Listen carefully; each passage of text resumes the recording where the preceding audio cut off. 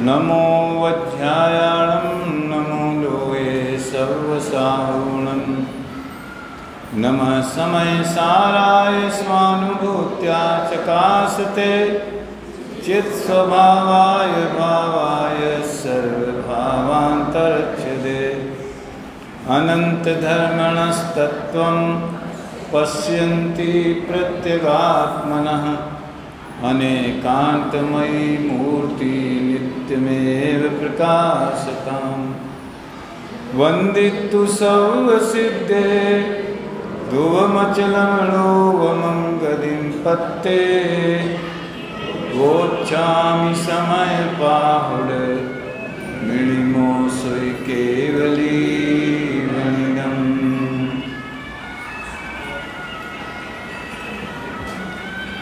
समयसार परमागम शास्त्र में बंद अधिकार पे उसका हरा दबा दो आप, तो वो सुन लेंगे। प्रवचन चल रहा है। नहीं वो जो वो दिख रहा है ना, हाँ ये समयसार परमागम शास्त्र में बंद अधिकार पर पूज्य गुरुदेव श्री के प्रवचन श्रृंखला 5 दिन से अपन सुन रहे हैं। देखिए, ये जो तात्विक प्रवचन शैली होती है उसमें मनोरंजन नहीं होता है। पहले वक्ताओं को ये मन में बोझा रहता था कि कुछ ऐसी विषय लिए जाएं, ऐसी बात कही जाए, कोई घटना, कोई कहानी, कोई चुटकुला, कोई तो लोगों का मन लगे, एक वो वातावरण था।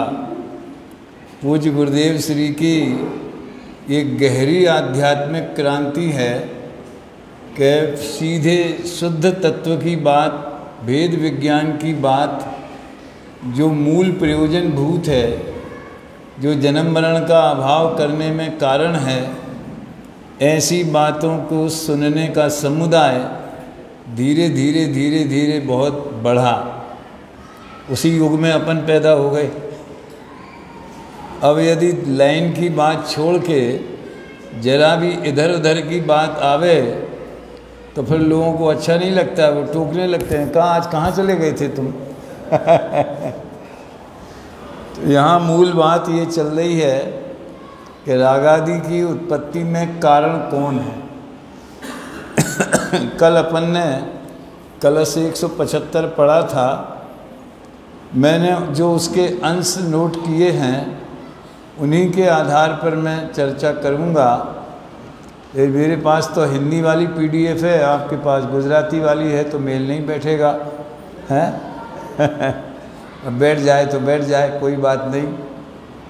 लेकिन उस प्रसंग में गुरुदेव ने जो रहस्य खोले हैं वो बहुत मार्मिक हैं और समझने लायक हैं।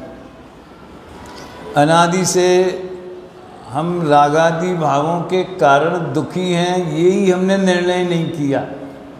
आश्रव दुखकार घनेरे बुद्धिवंत तेने निर्वेरे।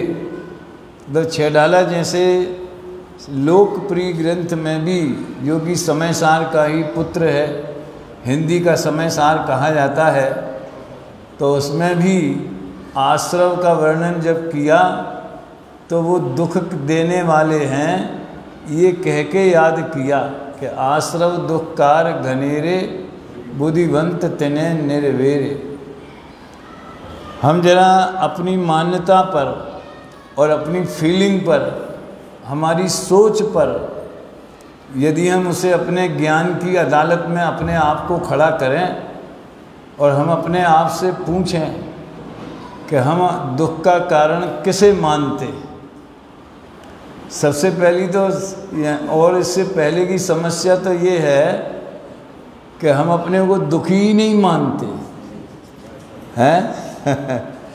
बहुत से लोग काय का दुख है, बस ऊपर वाले का दिया हुआ सब कुछ है, धंधा पानी अच्छा चलता है, बाल बच्चे आज्ञाकारी हैं।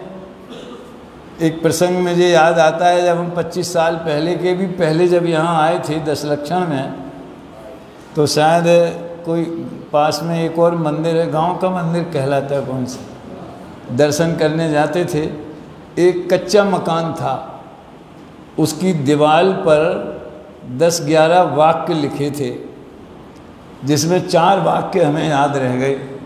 पहला, सुख निरोगी काया।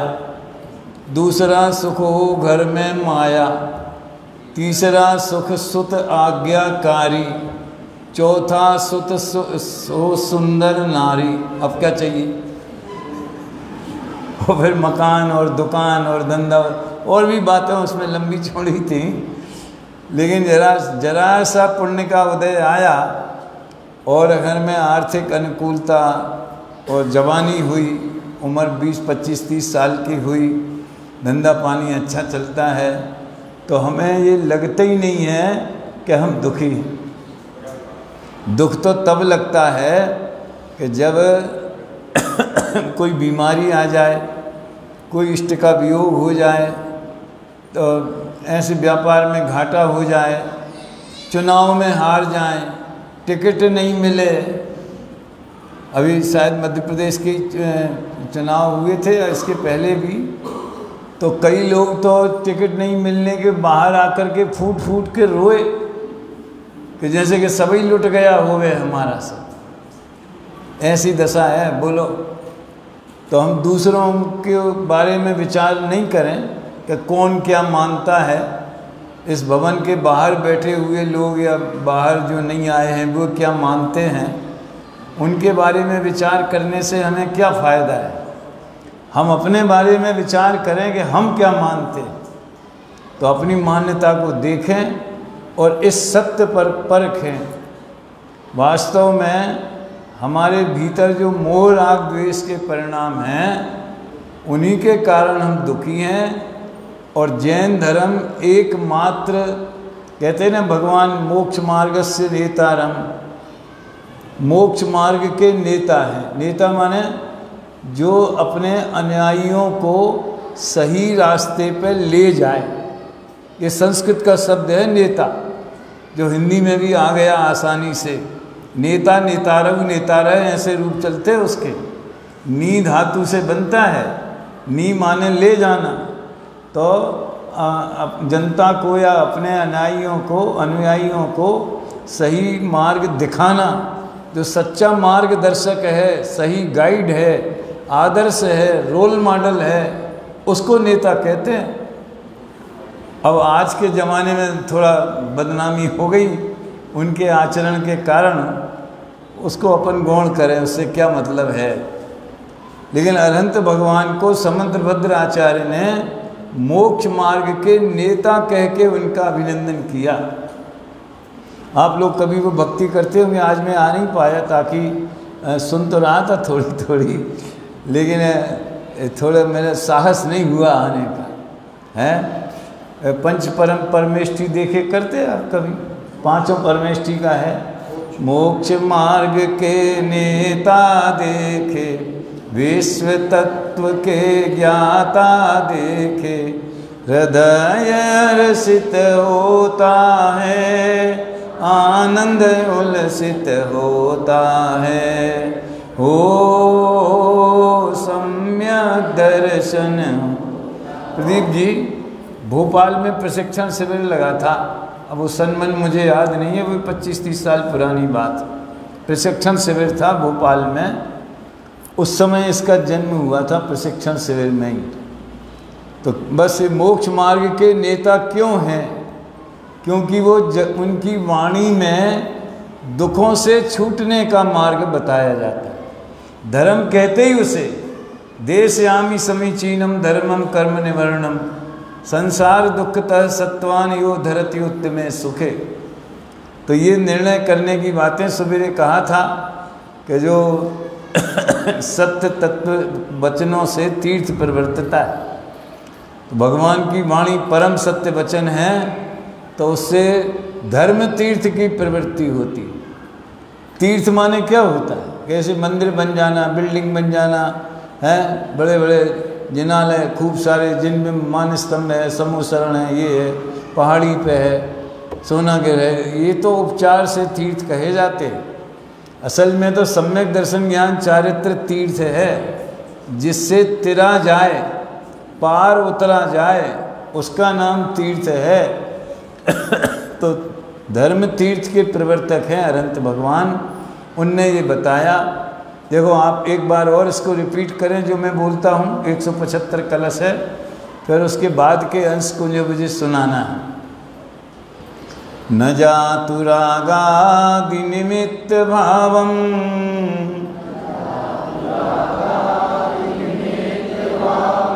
आत्मात्मनो याति यथार्क कांतः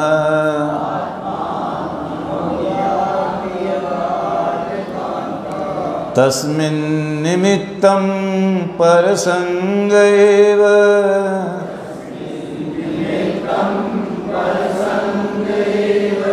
वस्तु स्वभावोऽयमुदेति तावत्।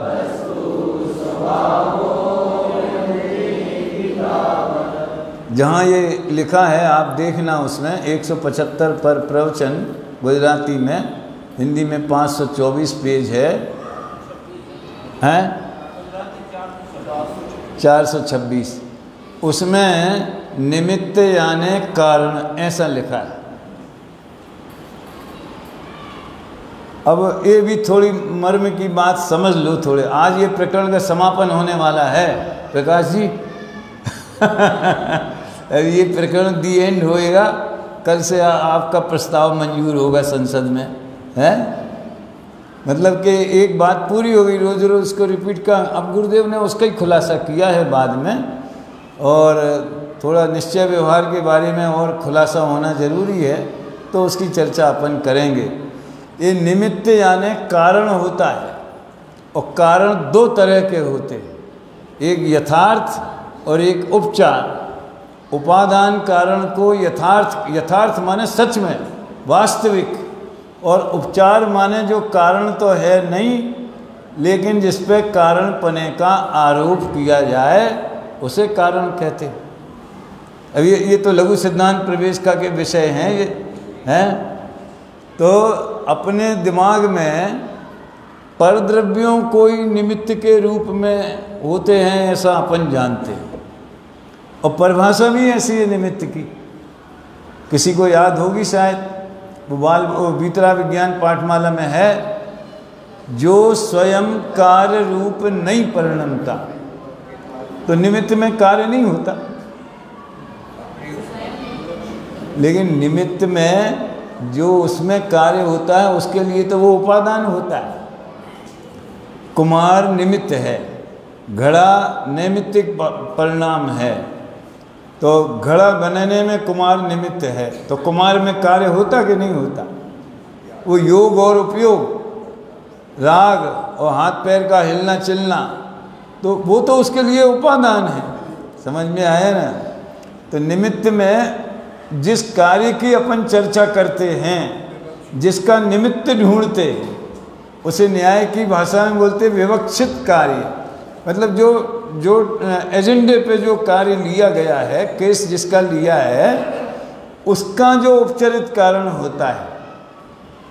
तो जो स्वयं कार्य रूप परिणमित नहीं होता लेकिन कार्य की उत्पत्ति में अनुकूल कहलाता है, इससे हुआ आरोप किया जाता। अब आरोप का भी मतलब नहीं समझते।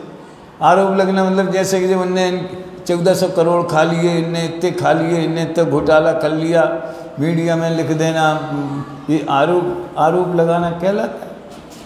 या फिर अपन थाने में जाके FIR लिखाएं कि भैया इनने हमारे बारे में ऐसा किया है, आरोप लगाया है। तो उस आरोप की बात नहीं है। कैसे करते आरोप? अपन निमित्त के ऊपर आरोप कैसे करते? मैं पूजा करता हूँ, मैं भोजन करता हूँ, मैं व्यापार करता हूँ, मैं भक्ति गाता हूँ, मैं प्रवचन करता हूँ, ये सब आरोपित कथन। आरोप करना माने बदनाम करना नहीं है। आजकल आरोप का अर्थ बदनाम होता है। यहाँ आरोप माने बुराई करना या बदनाम करना या झूठे आरोप लगाना, वैसा नहीं है। आरोप माने होता है कि जो है नहीं लेकिन कोई परिस्थिति ऐसी बनती है कि वो सामने था, उसमें भी वैसे कोरिलेशन हो गया, उसमें भी वही वृत्ति उत्पन्न हुई, तो आरोप करके कह दिया। अब मैं बोलता हूँ, ये आरोपित कथन क्यों है? ये इसलिए है कि मैं तो आत्मा हूँ, बोलना शरीर की क्रिया है तो मेरे भावों के निमित्त से हुई है, इसलिए शरीर की क्रिया का आरोप मैंने अपने ऊपर ले लिया। उपचार, आरोप माने उपचार। खैर, तो ये भी ध्यान देने लायक बात है कि यद्यपि अपनी सिद्धांत शैली में अनुकूल बाह्य पदार्थ को निमित्त कहते, न्याय शैली में निमित्त और कारण और कहीं कहीं तो हेतु, वे सब पर्यायवाची शब्द हैं। इसलिए इसमें मेरा भी नज़र गया कि निमित्त माने कारण, कि आत्म तस्मिन निमित्तम पर संग एव, उसमें पर का संग ही कारण है।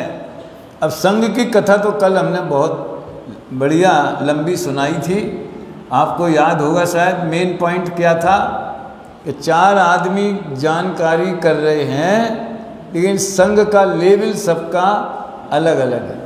मिथ्या दृष्टि का अलग है, चौथे गुण स्थान वाले का अलग है, मुनिराज का अलग है, केवली का अलग। केवली का संग है ही नहीं। तो इसमें मूल बात क्या है? देखो, भगवान आत्मा शुद्ध परिणमन स्वरूप है। वो स्वयं अपनी जाति से, द्रव्य स्वभाव से विकार रूप परिणमे, ऐसा उसका स्वरूप नहीं है। उसका द्रव्य स्वभाव ऐसा है कि विकार रूप होना उसका स्वभाव नहीं है। तो वो अपने को राग आदि का निमित्त, निमित्त माने कारण, वो उसका राग आदि का निमित्त कभी भी नहीं होता। उपादान कारण स्वयं। अब आई बात मुद्दे की, थोड़ी कठिन भी हो सकती है, लेकिन जो डेली सुनते हैं उनको कोई कठिन नहीं लगेगा कि उपादान कारण स्वयं है और वो अशुद्ध उपादान है। उपादान शुद्ध और अशुद्ध दो होते? हाँ होते। कार्य शुद्ध होवे तो कारण को भी शुद्ध बोलते। सम्यक दर्शन क्या चारित्र ज्ञान चारित्र रूप परिणमित जो आत्मा है, वो आत्मा शुद्ध उपादान कारण है उस पर्याय में। योग्यता, उसकी उपादान माने परिणमित होने की योग्यता, परिणमित होने वाला द्रव्य। उपादान 3 प्रकार के होते, नए लोगों को थोड़ा मैं बता देता हूँ। क्यों भैया प्रदीप हैं? एक तो त्रिकाली उपादान कारण, जो हमेशा विद्यमान रहता है, उसमें ही कार्य होता है। मिट्टी में से ही घड़ा बनता है, कपड़े में से ही कुर्ता बनता है, सोने में से ही गहने बनते हैं, गेहूं में से ही रोटी बनती है। ये सब उपादान कारण। लेकिन मिट्टी से घड़ा डायरेक्ट नहीं बन जाता, गेहूं से रोटी डायरेक्ट नहीं बन जाती, उसकी प्रोसीजर होती है। उसको पाउडर करेंगे, आटा बनाएंगे, आटा गूँथेंगे, फिर बेलेंगे, फिर सेकेंगे। समझ में आया ना? तो एक दूसरे नंबर का होता है, जिस समय कार्य हुआ उसके पहले वाला जो है उसको भी कारण कहते हैं। यानी जो कच्ची रोटी है, बेलने के बाद में बढ़िया जम्बूदीप जैसी गोल है उसके बाद में रोटी सिकती है। फिर वो अपनी थाली में आने वाली जो कंडीशन है वो उसके बाद वाली है। तो कहेंगे कच्ची रोटी का होना वो पक्की रोटी का कारण है। कहते कच्ची रोटी तो समाप्त हो गई, फिर बाद में पक्की अवस्था प्रकट हुई, तो कहते कच्ची अवस्था का व्यय होना वो पक्की अवस्था उत्पाद होने का कारण। और लोक में ये बहुत प्रयोग होता है। देखो, जैसे आप ट्रेन से अगर बीना से यहाँ अशोकनगर आ रहे हों, तो इसके एक स्टेशन पहले, अब आप लोग हमेशा आने जाने वाले हैं, पता रहता है, तो अब अशोकनगर आएगा, तो आपने ज्ञान कर लिया, तो वो ज्ञान का कारण बन गया। फिर आप सावधान होकर के अपना सामान वामान संभालने लगते हो। समझ में आया ना? तो पूर्व पर्याय से उत्तर पर्याय का ज्ञान भी होता है, और पूर्व पर्याय के व्यय को उत्तर पर्याय का कारण भी कहते हैं। इसको यूँ कहो, सम्यक दर्शन कैसे हुआ? मिथ्यात्व का नाश करने से हुआ। सही बात है ना? मिथ्यात्व का नाश नहीं करेंगे तो सम्यक कहाँ से होएगा? फिर मिथ्यात्व का नाश कैसे करेंगे कि सम्यक करोगे तो मिथ्यात्व का नाश होएगा, दिया जलाओगे तो उजाला होएगा। दोनों तरह से कथन होता है।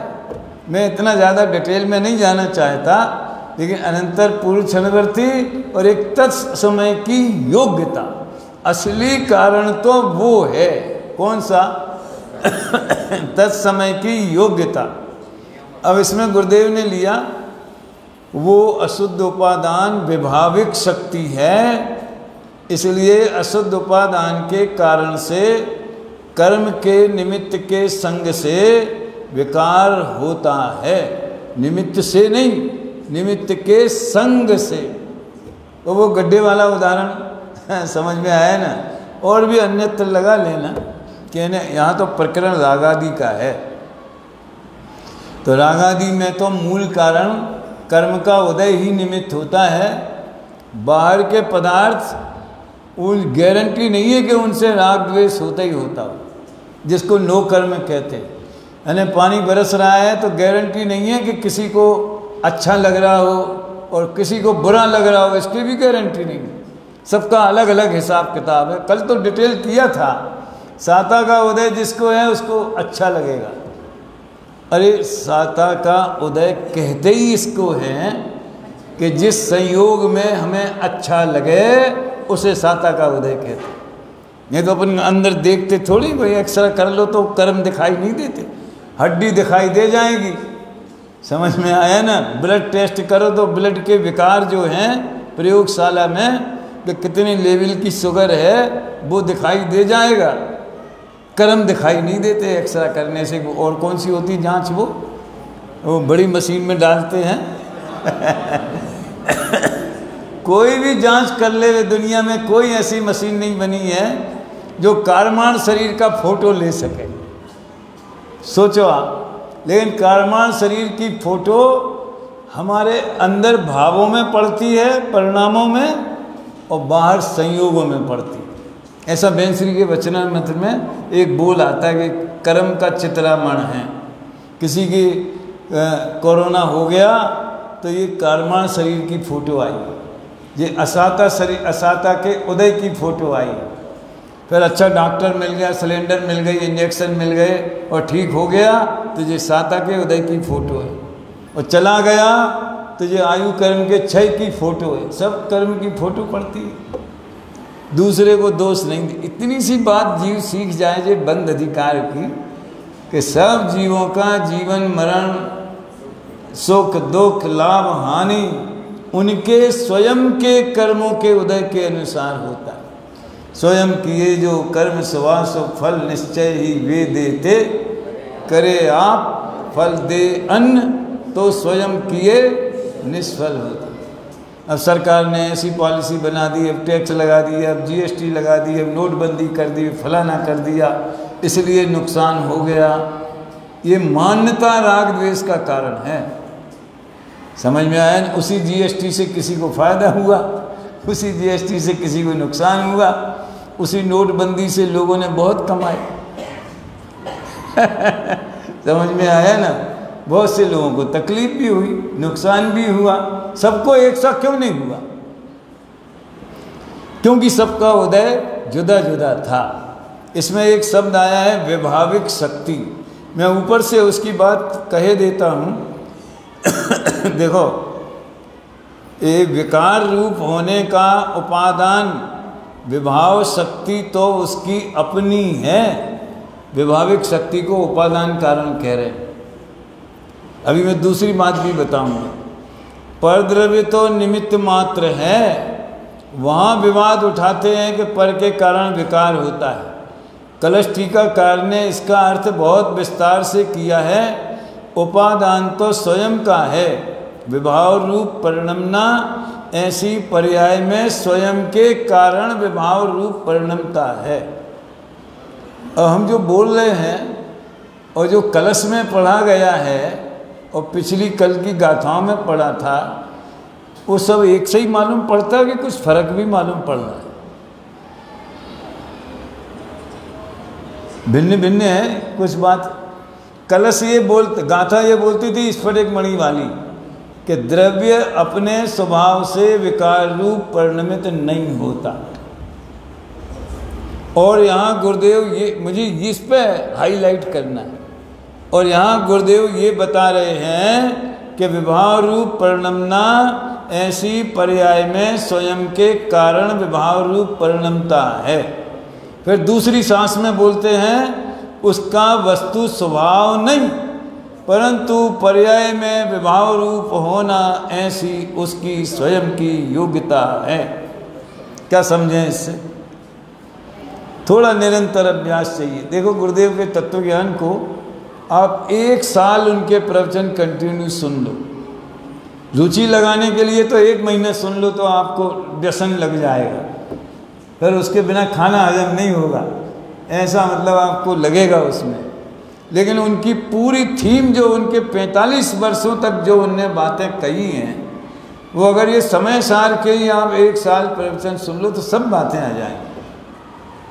पहली बात तो मैं वो विभाविक शक्ति की बता दूं। लोगों को ऐसा लगता है कि राग तो विभाविक शक्ति के कारण हुआ है, लिखा है ना, तो सिद्धों में विभाविक शक्ति तो त्रिकाल होती है, तो सिद्धों में भी है कि नहीं, तो उसमें विकार क्यों नहीं होता? ऐसा प्रश्न आता है, बहुत आते हैं। पंचाध्यायी में इसका समाधान किया है। विभाविक शक्ति का मतलब विकार रूप परिणमन करना नहीं, विशेष भाव रूप परिणमन करना। और पंचाध्यायी में इसका अर्थ ऐसा किया है, संसारी जीवों को विभाविक शक्ति का विकार रूप परिणमन होता है और सिद्धों में विभाविक शक्ति का स्वाभाविक परिणमन होता है। खिले सब 8 कमल पुनि समकित दर्शन ज्ञान, आगे बोलो, अगुरु लघु अवगाहना सूक्ष्म धीरज भान निराबाद गुण सिद्ध के। ये भी वो है तो पद्मनंदी आचार्य की सिद्ध पूजा। निज मनोमणि भाजन भारया समरसैक सुधारस धारया सकल बोध कला रमणीय कम सहज सिद्ध महम परिपूजय। मैंने इसका आधुनिक हिंदी में अनुवाद किया है, जबकि ये संस्कृत निष्ठ हिंदी, संस्कृत ही है एक तरह से। पहले जो पद्मनंदी आचार्य की रची हुई है, आप लोगों ने सुनी होगी, माताओं बहनों पुरानी लोगों ने सुनी होगी, सफ़ेद बाल वालों ने आपने नहीं सुनी, तुमने नहीं सुनी होगी। तो देखो, एक आशाधर जी का रत्नत्रय विधान है और ध्यानत्रय जी का तो अपन रोज उसके वो छंद पढ़ते हैं तीनों के। आशाधर जी ने संस्कृत में विधान लिखा है रत्न, और इतना उच्च कोटि का है, उसकी भी रिकॉर्डिंग हुई है, वो बच्चों ने की मंगलारतियों में, और वो 2 घंटे करीब का है। हमने उसका संस्कृत से हिंदी पद्यानुवाद बनाया और उसमें जो वो जब उसकी पुस्तक छपी तो ये सिद्ध पूजा भी उसमें डाली, इसका भी हिंदी अनुवाद किया। फिर उसमें जो पद्मनंदी आचार्य के रचे अष्टक हैं, ध्यानतराय जी ने उसमें और भी जोड़ दिए। हमें 8 दोष जजों अर्घले सिद्ध जी दीजे बस गुण मोह कर जोड़े दिया। पुरानी जिनेंद्र अर्चना में भी हमने ये दी थी, अब आजकल है कि नहीं पता नहीं। इसलिए मैं कहता हूँ महीने में 1 दिन नियम से पुरानी पूजा जरूर पढ़ना चाहिए, नहीं तो वो चीज़ें लुप्त हो जाएंगी। हैं एक तरफ पर्याय की बात और सामने सिद्ध भगवान। हमें अवगुण समुदाय, बताओ अपने को अवगुण समुदाय, गुरुदेव कहते हैं अनंत गुणों का गोदाम, और वो कवि कह रहे हैं हमें अवगुण समुदाय तुम अक्षय सब गुण भरे पूजो अक्षत ल्याय दोष नाश गुण कीजिए। बिना नए विवक्षा को समझे इसका रहस्य समझ में नहीं आता। तो विभाविक सिद्ध भगवान में खिले सब 8 कमल पुनि, ये उनके विशेष भाव प्रकट हुए। इसलिए विभाविक शक्ति के बारे में कोई ज़्यादा उसमें कन्फ्यूजन नहीं हो गए, इसलिए मैंने ये बात कही। देखो एक जगह इसमें आया है, कौन सा है, 525-26, उसमें भी विभाविक शक्ति की बात है। प्रश्न किया था वस्तु का, कलश टीका में से पढ़ के सुनाते गुरुदेव, वस्तु का स्वरूप सर्वकाल प्रकट है। हाँ हमारे इसमें 526 है और 427। देखो तो मैं ये तुलना कर रहा था कि एक तरफ कहना कि राग रूप परिणमन करना जीव का स्वभाव नहीं है, और एक तरफ कहना कि राग रूप परिणमन जीव की स्वयं की योग्यता से होता है। अब बिना स्वभाव के जो योग्यता कहाँ से आ गई, ये सोचने की बात है, ये मर्म है। इसका समाधान अगर हमें हो गया तो समझ लो हमारे जैन शासन की बहुत बड़ी गुत्थी सुलझ गई। अरे भैया बिल्कुल कठिन बात नहीं है। जब ऐसा बोलें कि राग रूप परिणमन करना जीव का द्रव्य स्वभाव, द्रव्य का स्वभाव नहीं, तो वो द्रव्य की बात है। द्रव्य माने जो अनादि निधन एक रूप सदा काल रहने वाला, जिसमें अनंत गुण होते हैं, जिसके गुण परिणमते हैं। समझ में आया ना?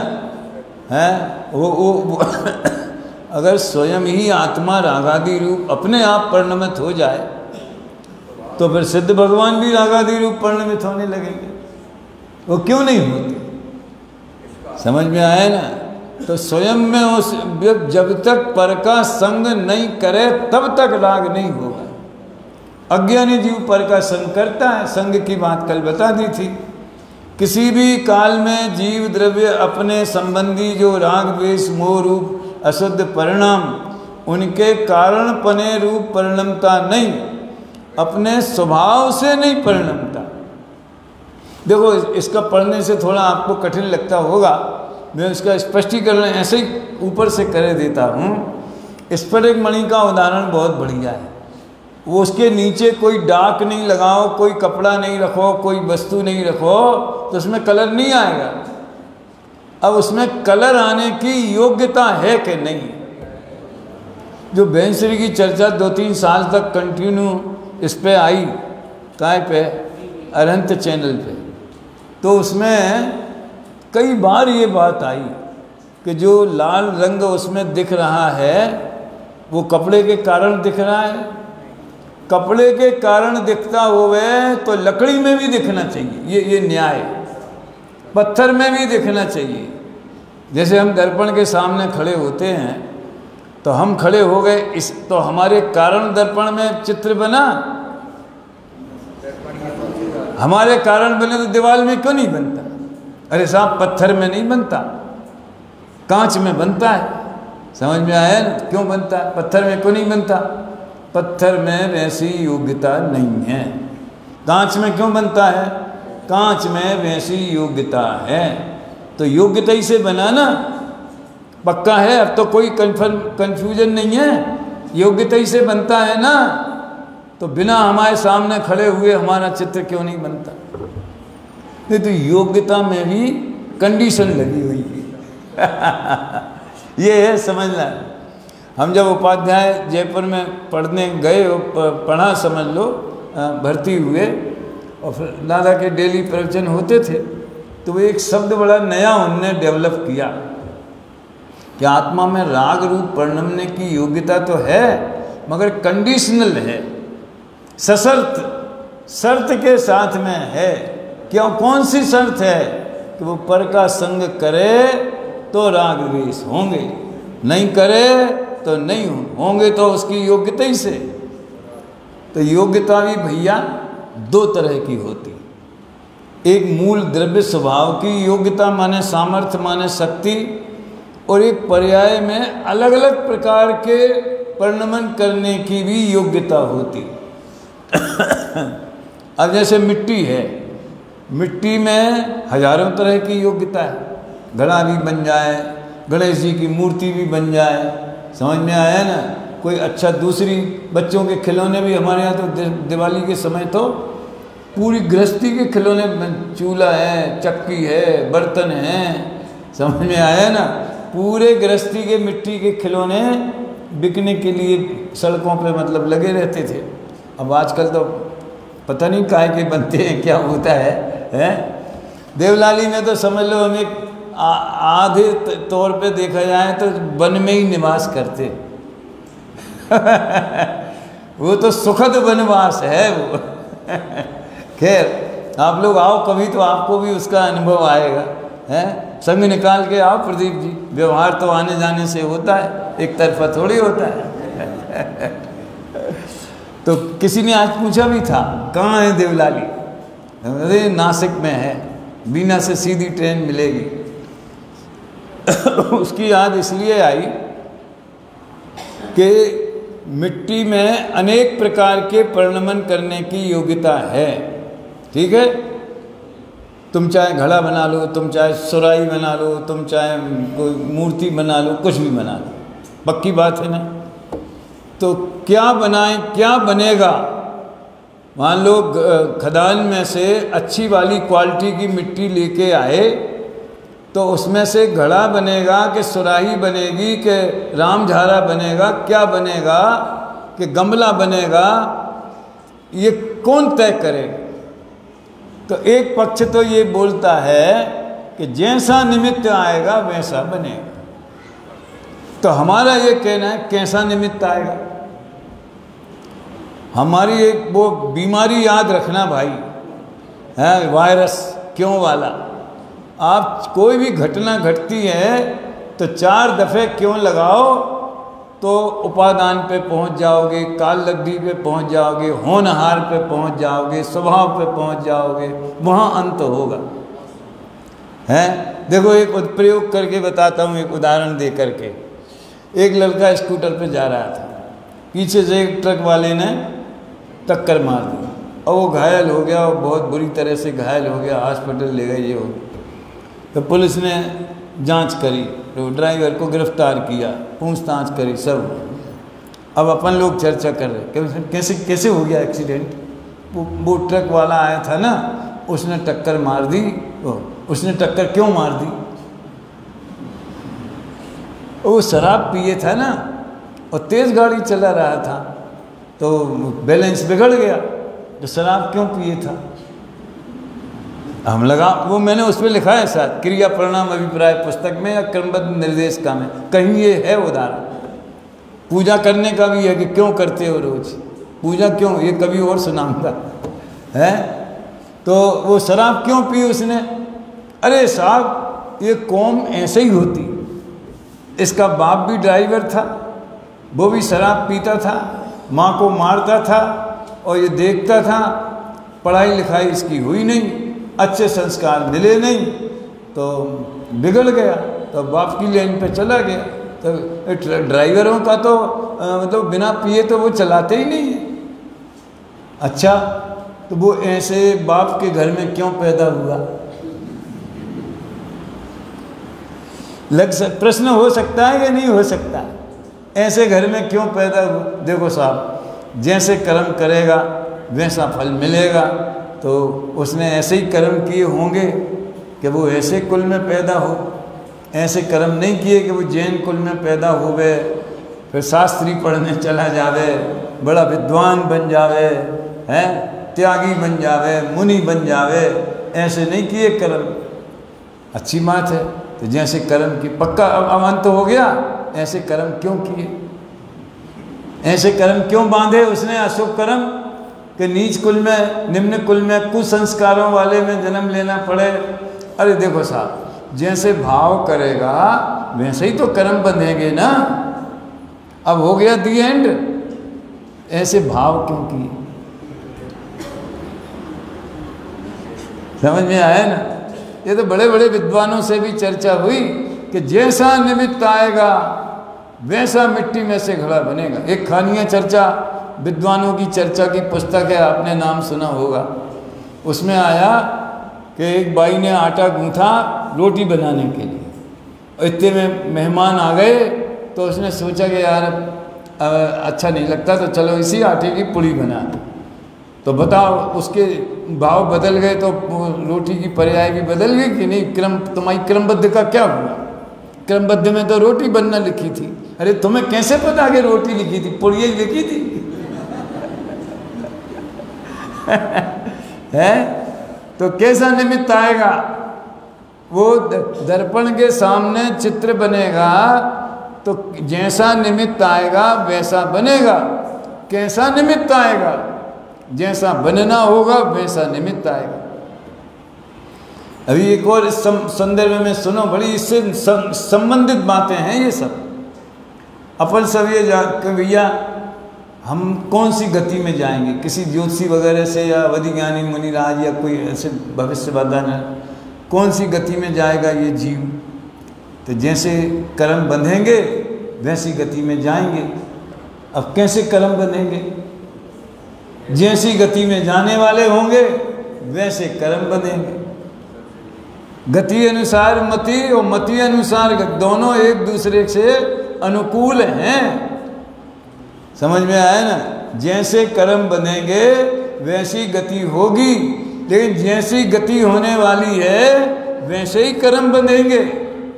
गति तो अनादि अनंत पर्यायों में नक्की है, निर्धारित है, सुनिश्चित है। तो वैसे ही कर्म कैसे बनेंगे कि जैसे परिणाम करेंगे वैसे परिणाम क्यों होंगे? जिस समय जिस परिणाम की योग्यता होगी, होनहार पे बात खत्म होती। तो ये अशुद्ध उपादान का इनने कहा तो मैंने बताया दो तरह की योग्यता, एक द्रव्य स्वभाव की और एक पर्याय स्वभाव की। ख्याल में आया ना? तो द्रव्य स्वभाव की योग्यता तो त्रिकाल एक रूप अखंड चैतन्य चैतन्य चैतन्य चैतन्य मात्र चैतन्य पिंड। और पर्यायों में कम से कम जीव और पुद्गल में, पुद्गल से अपन को ज़्यादा मतलब नहीं है, मतलब तो इसलिए भी है कि उसी पे तो मरते हैं। समझ में आया? अच्छे अच्छे फूल के वो बगीचा लगा लो, आँखों को अच्छा लगे ऐसे बढ़िया समझ लो, इसमें अच्छा पेंटिंग करो, अच्छा कलर करो, अच्छा टाइल्स लगा लो, ये लगा दिए आपने सब। ये सब पुद्गल की तो भिन्न भिन्न पर्याय हैं ना। किस पत्थर को फर्श में लगना है वो नक्की है, और किस पत्थर में से मूर्ति बनना है वो नक्की है। किसने किया निश्चित? उसी की स्वयं के स्वभाव में वो बात पड़ी। ये समझने की बात है। तो एक पर्याय संबंधी योग्यता और एक द्रव्य संबंधी योग्यता। तो जब ऐसा बोलें कि आत्मा अपने आप रागादि रूप नहीं परिणमता क्योंकि उसका स्वभाव नहीं है, तो ये द्रव्य स्वभाव की बात है। और जब कहें कि अज्ञान दशा में अपने स्वभाव को भूलकर पर का लक्ष्य करता है तो राग द्वेष उसकी पर्याय में होते हैं, ये पर्याय की योग्यता है। तो ये बात कम से कम 50 बार 2-3 प्रवचनों में आ गई। गुरुदेव की एक बहुत बड़ी विशेषता है कि जो तत्व की गहरी बात होती है ना, उसे जितना उनका रस पकता है वो रिपीट करते रहते हैं, क्योंकि उन्हें पता है कि इन श्रोताओं को अभ्यास तो है नहीं, स्वाध्याय तो है नहीं। और सोनगढ़ में तो और परमानेंट रहने वाले लोग मान लो 50 हैं, तो कोई 10 दिन के लिए आया, कोई 20 दिन के लिए, 20 दिन के शिविर में आए तो 500-500 लोग आ गए। अब अपने घर में कौन कितना स्वाध्याय करता है कितना नहीं करता है, क्या भरोसा।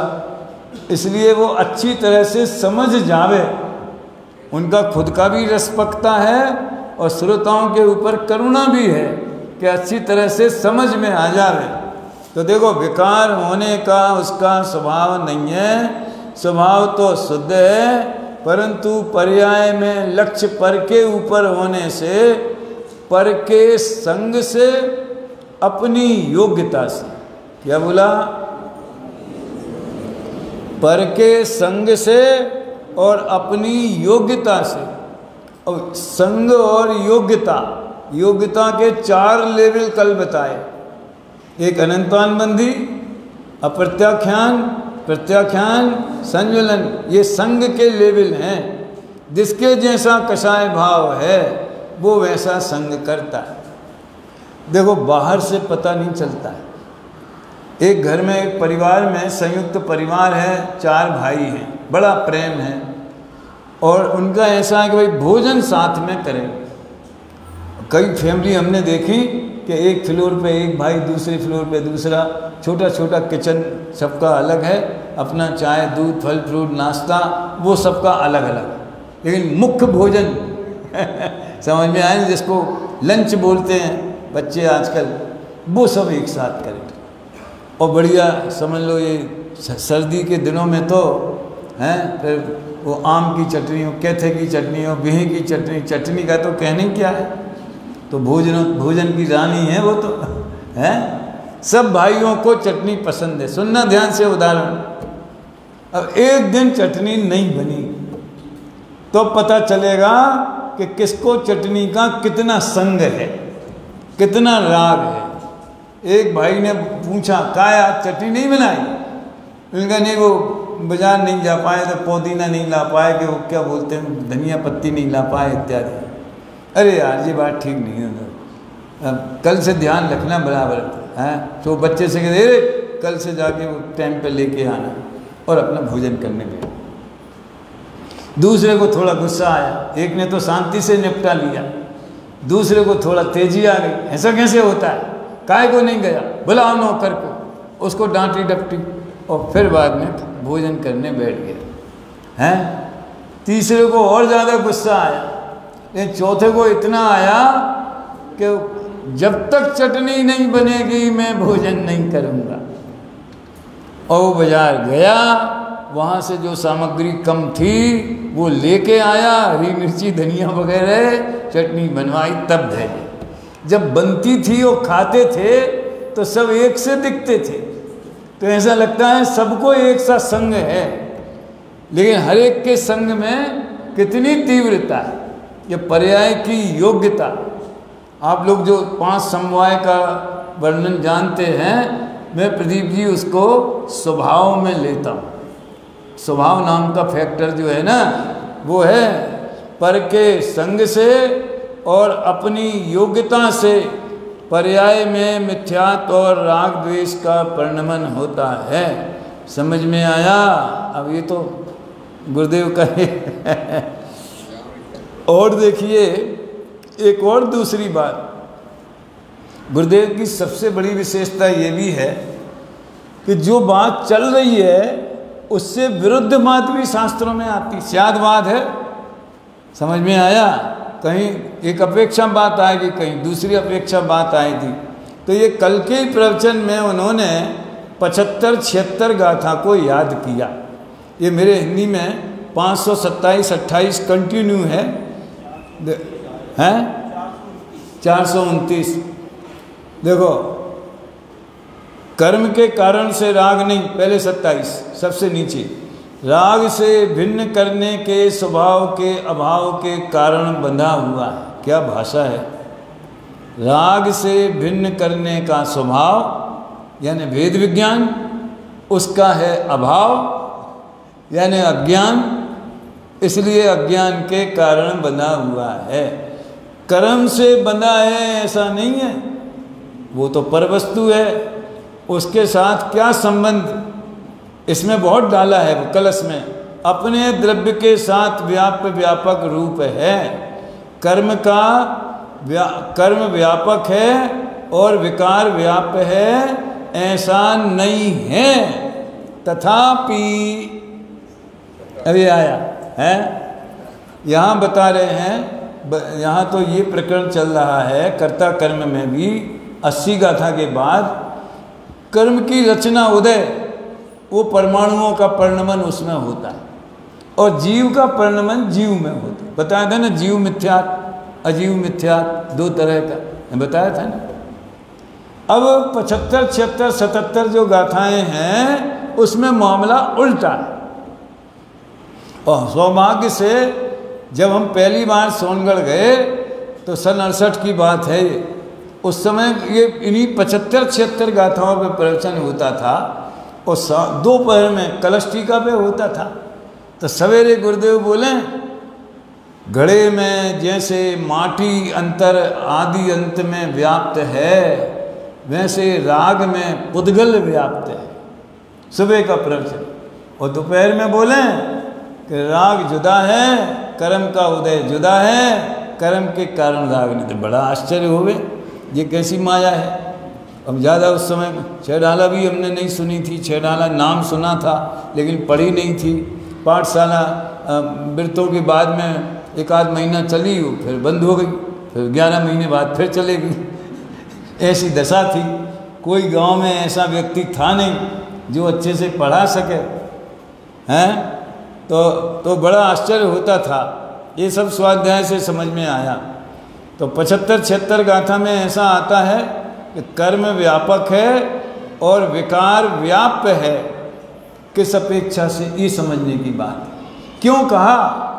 राग हमारे अंदर जो क्रोध हो रहा है उसमें चेतना नहीं, उसमें ज्ञान दर्शन नहीं, उसमें फीलिंग भी नहीं। ज्ञान महसूस करता है, क्रोध का अनुभव करता है, सुख दुख का वेदन ज्ञान के माध्यम से होता है।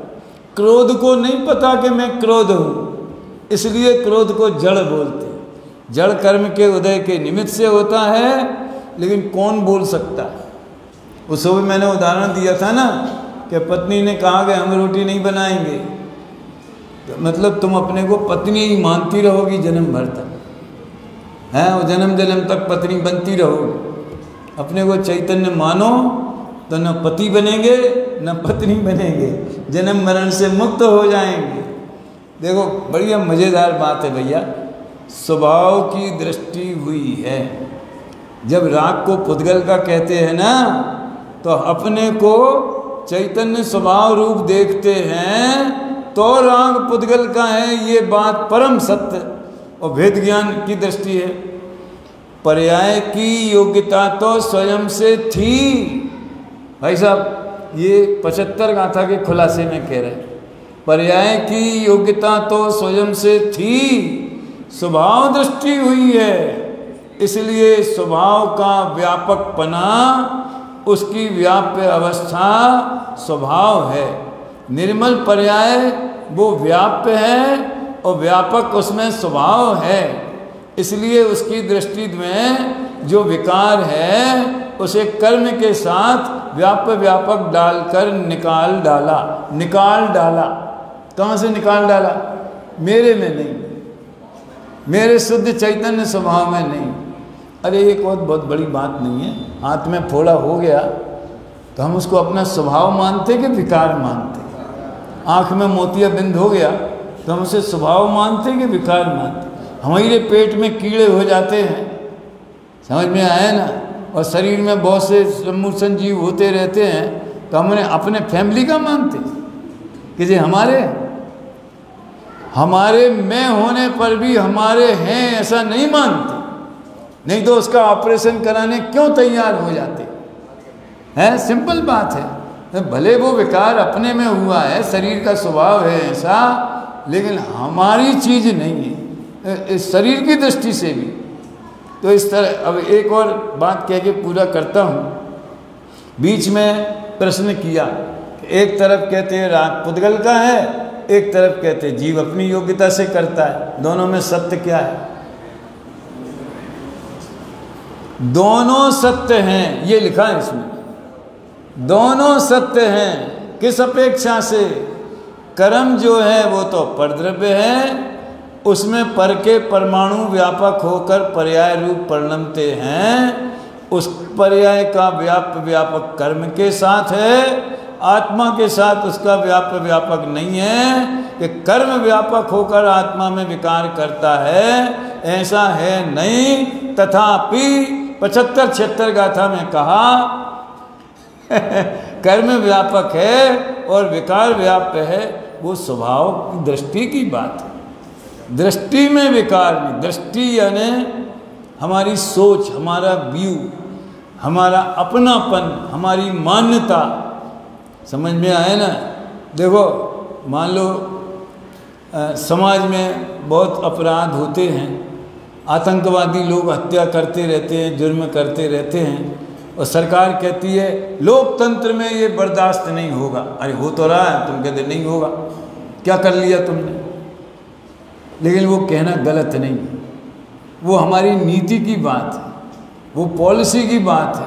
अब मिसमैनेजमेंट के कारण अब पुलिस कोई सर्वज्ञ तो है नहीं कि उसे पता चल जाए कि भाई यहाँ होने वाला है तो हम पहले पहुँच जाएं। उसकी तो ड्यूटी है बाद में पहुँचने की। समझ में आया ना? कैसे संभव है आप बताओ? कोई भी अपराध करने वाला है तो वो पहले से पता चल जाए तो रोक ले में, लेकिन पता कभी कभी पता चल भी जाता है लेकिन नहीं भी चलता है। होए अपराध या ना हो, लेकिन अपराध करना, कानून तोड़ना, जो भी हो रहा है, भ्रष्टाचार करना, ये लोकतंत्र में इसको बर्दाश्त नहीं किया जा सकता। ये कहते दृष्टि की बात, हम उसे स्वीकार्य नहीं मानते। ऐसे आत्मा की पर्याय में राग होने पर भी चैतन्य में राग आदि कभी बर्दाश्त होते नहीं है।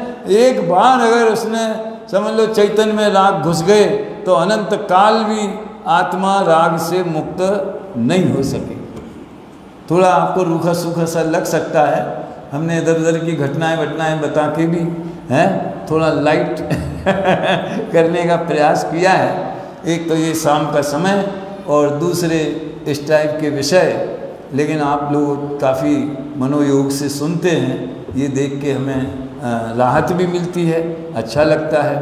तो अभी ये प्रकरण यहाँ पूरा हुआ और कल से ओबियावासी लेना है प्रदीप जी, दोपहर में और शाम को नहीं। आप 46 का था बोली थी ना, ये इसी को करना। अब जो होगा हाँ दोपहर में चलेगा, लेकिन वो क्या बोलते हैं ज्ञान गोष्ठी चलती थी ना, तो छोटे छोटे प्रश्न हैं तो वो जरा फ्लो टूटता है, इसलिए वो दोपहर में ले। चलो शाम को यही चले, अभी यहीं विराम लेते हैं।